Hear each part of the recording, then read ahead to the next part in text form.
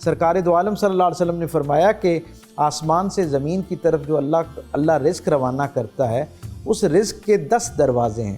اور ان 10 دروازوں میں سے 9 دروازے تجارت کے نام سے کھلتے ہیں، اور ایک دروازے سے باقی سارے ذرائع جو اڈاپٹ کرنے والے لوگ ہیں ان کو رزق دیا جاتا ہے۔ تو اس سے آپ اندازہ لگائیں کہ کتنا بڑی مقدار کے اندر رزق اللہ کی مخلوق کے لیے تجارت کے راستے میں اللہ نے رکھا ہوا ہے۔ اور تجارت کا جو معاملہ ہے، ہر زمانے کے ذی شعور لوگوں نے اس کو جو ہے وہ اس کی حوصلہ افزائی کی ہے، اس کے ساتھ خود اپنے آپ کو جوڑا ہے، اپنی اولادوں کو جوڑا ہے۔ خود رسول رحمت صلی اللہ علیہ وسلم کا زمانہ دیکھیں اور آپ کا گھرانہ دیکھیں، دونوں کے ہاں تجارت جو ہے نا وہ بڑی ایک عظیم الشان اور بڑا قابل اعتماد اور لائق تکریم، لائق عزت ایک پروفیشن کے طور پہ جو ہے وہ قبول کیا جاتا ہے۔ ہم جانتے ہیں کہ بالخصوص پورا حجاز مقدس اور عرب جو تھے وہ تجارت کو پسند کرتے تھے، لیکن اہل مکہ جو تھے وہ تو اپنی تجارت کی وجہ سے ویسے ہی ایک عظیم الشان شہرت رکھتے تھے۔ آپ دیکھیں نا کہ حضور کا اپنا خانوادہ جو ہے اس کے اندر کتنے عظیم الشان تجارت کے ساتھ وابستگی ہمیں نظر آتی ہے۔ حضور کے جد امجد جناب ہاشم جو ہیں، ان کے مزاج میں آپ دیکھیں کہ ظاہراً ان کی عمر 28 برس، انہوں نے ظاہری زمانے کی عمر 28 برس پائی، 28 برس کی عمر میں وہ اللہ کے پاس چلے گئے، لیکن اس 28 برس کے مختصر سے وقت کے اندر ان کا عالم یہ ہے کہ آپ یہ دیکھیں کہ اس زمانے کی 3 بڑی ریاستیں، یعنی رومن امپائر، پرشین امپائر اور تیسری بازنیتی ریاستیں، ان تینوں ریاستوں کے سربراہان کے ساتھ تجارت کی بنیاد پر ان کے بڑے ذاتی حیثیت کے تعلقات تھے۔ وہ ان کو طائف بھیجا کرتے تھے، اور آپ کا اس درجے پہ اثر و نفوذ تھا۔ اس مختصر سی عمر کے اندر اللہ نے آپ کو ایسی صلاحیت دے رکھی تھی، ایسا اثر و نفوذ تھا کہ یہ پڑھ کے حیرانی ہوتی ہے کہ بازنیتی ریاستوں کے اندر باقاعدہ اس وقت کے سربراہ مملکت نے اعلان کروا رکھا تھا کہ اگر کوئی تاجر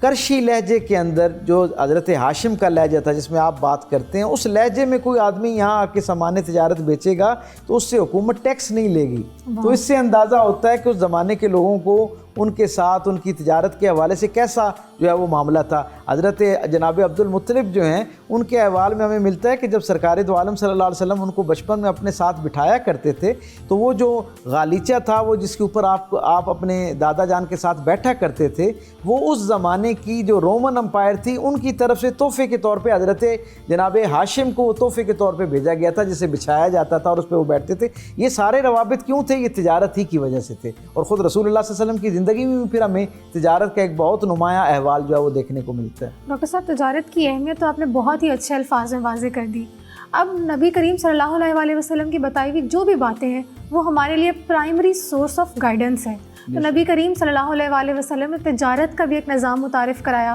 جو یقیناً آج کے دور کے جو ہمارے معاشی مسائل ہیں ان کا حل ہو سکتا ہے۔ تو وہ کون سا نظام تھا؟ یہ بہت اچھا اور بنیادی سوال ہے۔ آپ یہ دیکھیں کہ انسانی تاریخ میں تجارت تو بہت ابتدائی دنوں سے ہی، تجارت کا اگر بہت سادہ سا ترجمہ کیا جائے تو ضروریات زندگی کو پورا کرنے کے لیے لین دین کا جو معاملہ ہے، اس کے اندر جو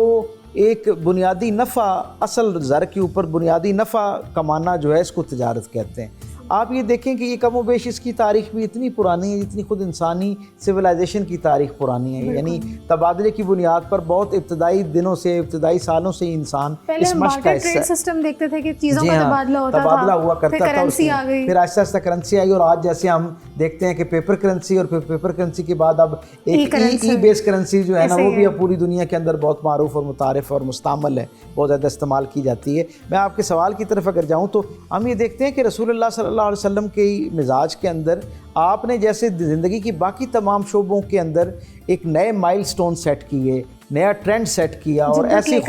ایسی خوبصورت اور خیر پر مبنی آپ نے نئے زاویے متعارف کروائے، اور پھر اس کے اندر جہاں خیر اور خوبی موجود ہوتی ہے وہاں جدت کا بھی بہت اعلیٰ عرفہ درجے کا اہتمام ہمیں نظر آتا ہے، اور وہ جدت کے اندر آئندہ آنے والے زمانوں کی کم و بیش ساری ضرورتیں اور سارے سوالات جو ہیں ان کے جوابات ہمیں دیکھنے کو ملتے ہیں۔ آپ دیکھیں رسول اللہ صلی اللہ علیہ وسلم جس وقت سامان تجارت لے کر اپنے چچا جان کے ساتھ جاتے ہیں، وہ احوال بھی تاریخ کے اندر محفوظ ہے۔ پھر ہم دیکھتے ہیں کہ جب حضرت ختیجۃ الکبریٰ محسنہ اسلام سیدہ ختیجۃ الکبریٰ سلام اللہ علیہا جو ہیں، ان کا مال تجارت حضور لے کر جاتے ہیں، تو اس قافلے کے اندر بظاہر اہل قریش جو ہیں وہ، اور سرداران قریش کے علاوہ باقی قبائل کے جو بڑے لوگ تھے، ان کے جو تجارت کے ساتھ وابستہ لوگ تھے وہ بھی شامل تھے، لیکن میسرہ واپس آ کے وہ جو غلام تھا جناب خدیجہ الکبریٰ کا، وہ آ کے گواہی دیتا ہے کہ میں نے بہت سارے لوگوں کے ساتھ زندگی گزاری تجارت کے اندر، ان کے ساتھ جاتے آتے اور ان کو تجارت کرتے ہوئے، لین دین کرتے ہوئے، لیکن جو اعلیٰ عرفہ معاملہ سرکار دو عالم صلی اللہ علیہ وسلم کی نسبت سے اس نے بتایا کہ جو اس ہستی کا میں نے معاملہ دیکھا ہے، ایسا شفافیت پر مبنی، اخلاق پر مبنی، برداشت پر مبنی، حسن خلق پر مبنی معاملہ کسی اور کا تجارت میں نے نہیں دیکھا۔ اس نے کہا کہ میں نے ہر قدم پر دیکھا کہ کہیں بھی رسول اللہ صلی اللہ علیہ وسلم نے اپنا مال بیچنے کے لیے کوئی کمزور بات نہیں کی، پھر اپنا مال بیچنے کے لیے کوئی غیر ضروری امید نہیں دلائی، اپنا مال بیچنے کے لیے کوئی جھوٹی قسم نہیں کھائی۔ وہ کہتے ہیں کہ اسی وجہ سے جب واپس آئے نا تو آپ نے حضرت خدیجہ الکبریٰ دیکھ کر حیران رہ گئیں کہ عام حالات میں جو سامان تجارت جایا کرتا تھا اس سے جو نفع آتا تھا، رسول اللہ صلی اللہ علیہ وسلم جب واپس آئے تو وہ نفع 3 گنا تھا۔ تو انہوں نے کہا کہ یہ اتنے سے مال کے ساتھ 3 گنا نفع کیسے ہو گیا؟ تو رسول اللہ صلی اللہ علیہ وسلم نے مسکرا کے فرمایا کہ میں نے اس مال کو جاتے ہی مناسب نفع کے ساتھ بیچ دیا اور پھر اس سے نیا مال خرید لیا، پھر اسے بیچ دیا اور پھر اس سے نیا مال خریدا۔ تو گویا تھوڑے وقت میں اپنی دیانتداری کی وجہ سے، اپنی صاف گوئی کی وجہ سے، اپنی ایمانداری کی وجہ سے اور حق بات کرنے کی وجہ سے اللہ نے اس میں برکت عطا کی اور 3 گنا کر کے جو ہے وہ مال آ جاتا ہے۔ پھر ہم دیکھتے ہیں کہ یہ تو حضور کا انفرادی عمل ہے نا، جب ریاست مدینہ کا احوال ہم پر کھلتا ہے تو ہمیں پتہ چلتا ہے کہ حضور کی زندگی میں تجارت اور تجارت سے وابستہ معاملات کی اتنی اہمیت ہے۔ حضور جب مدینہ تشریف لاتے ہیں تو ہمیں پتہ ہے کہ آتے ساتھ ہی سب سے پہلے حضور نے مسجد نبوی کے قیام کے لیے اہتمام کیا، گویا لوگوں کی روحانی ضرورتیں جو ہیں ان کو پورا کرنے کا اہتمام فرمایا۔ لیکن کیا خوبصورت عمل ہے کہ مسجد کے جو بنیادیات ہیں ان کو طے کرنے کے ساتھ ہی اگلی شام رسول اللہ صلی اللہ علیہ وسلم نے اصحاب کو کہا کہ مجھے مدینہ جو ہے اس کی گرد و نواح کی سیر کرائیں۔ جب اصحاب حضور کے ساتھ باہر نکلے نا تو حضور نے پوچھا کہ یہاں کے لوگ جو ہیں ان کی گزر اوقات کیسے ہوتی ہے، ان کا کھانا پینا کیا ہے، ان کے ہاں معاش کے ذرائع کیا ہیں۔ تو انہوں نے بتایا کہ اب یہ بڑی دلچسپ بات ہے کہ جو اہل مکہ تھے نا ان کے ہاں اکثریت تجارت کے ساتھ وابستہ تھی، لیکن اہل مدینہ جو تھے ان کا زیادہ بنیادی جو انحصار تھا وہ تجارت کی بجائے زراعت کے اوپر زیادہ تھا، کھیتی باڑی پر زیادہ تھی۔ یہ نرم خو طبیعت کے لوگ تھے اور یہ شعر و ادب کے لوگ تھے۔ انہوں نے اصحاب نے کہا کہ یہاں پر تجارت جو ہے وہ صرف 3 قبائل کے اندر جو ہے ان کی منوپلی ہے اور وہ اس کو دیکھتے ہیں، اور تینوں اتفاق سے یہودی قبائل ہیں جن کے پاس یہ تجارت کا سارا معاملہ ہے۔ جب سرکار دو عالم صلی اللہ علیہ وسلم کو یہ بات پتہ چلی نا تو حضور نے مدینے سے باہر جب آپ نکلے تو آپ نے دیکھا کہ ایک مقام جو ہے وہ بالکل خالی ہے، ویران مقام، اور اس کی ملکیت کسی ایک کی ملکیت میں وہ نہیں ہے۔ تو سرکار دو عالم صلی اللہ علیہ وسلم نے فرمایا کہ اس کا کون مالک ہے؟ تو بتایا گیا کہ یہ کسی اور کے، یہ باضابطہ طور پہ کوئی ایک شخص یا ایک قبیلہ اس کا مالک نہیں ہے، یہ اجتماعی طور پر مدینے کے انتظام انصرام کے لیے مشترکہ ایک جگہ کے طور پہ اس کو چھوڑا گیا ہے۔ تو رسول اللہ صلی اللہ علیہ وسلم نے ایک پتھر اٹھایا اور ایک جگہ پر رکھا، اور پھر اس کی سیدھ کے اندر کچھ فاصلے پر ایک صحابی کو پتھر اٹھوا کے کہا کہ فلاں جگہ جا کے دوسرا پتھر رکھو، 4 اس کے کونے متعین کیے اور کہا کہ یہ مدینے کے باہر مدینے کے نام سے ایک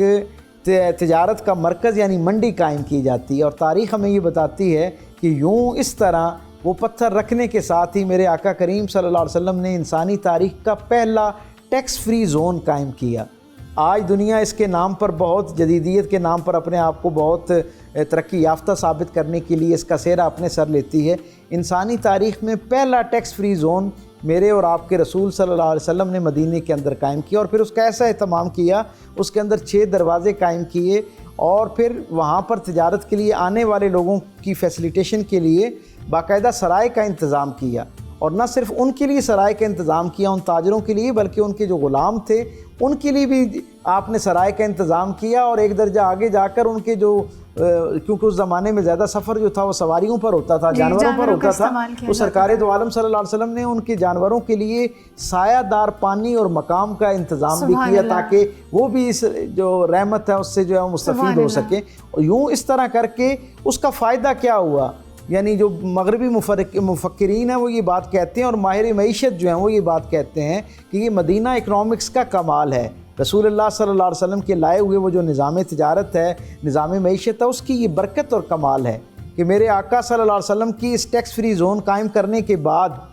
وہ مدینہ جس آپ کو علم ہے نا کہ اس زمانے میں ساری تجارت کا رخ جو تھا وہ عکاظ کی طرف تھا، لوگ مکے سے ہوتے ہوئے عکاظ کی طرف جاتے تھے اور وہاں طائف اور عکاظ میں تجارت زیادہ ہوا کرتی تھی۔ لیکن اس اہتمام، یہ فیسیلیٹیشن کا کانسیپٹ، تجارت کے لیے حوصلہ افزائی اور تجارت کے ساتھ وابستہ لوگوں کے لیے سہولتوں کا قائم کرنا، اس سے اتنا فرق پڑا کہ صرف 3.5 سال کے عرصے میں پوری جو عرب کی تجارت تھی اس کا 28% جو ہے وہ مدینہ کی طرف کنورٹ ہو گیا۔ تو آپ اس سے اندازہ منی کا جو لگائیے، فلو تھا وہ ریگولیٹ ہو گیا اس سے جی نا؟ بالکل، یعنی 28% پورے عرب کی تجارت جو تھی اس کا رخ باقی سارے عرب سے ہٹ کے جو ہے وہ مدینے کی اس منڈی کی طرف ہو گیا تھا، کیونکہ یہ بہترین سہولیات کے ساتھ جو ہے وہ منڈی تھی اور لوگوں کو، یعنی لوگوں کے لیے یہاں پر سامان کو بیچنا بھی آسان تھا اور خریدنا بھی آسان تھا۔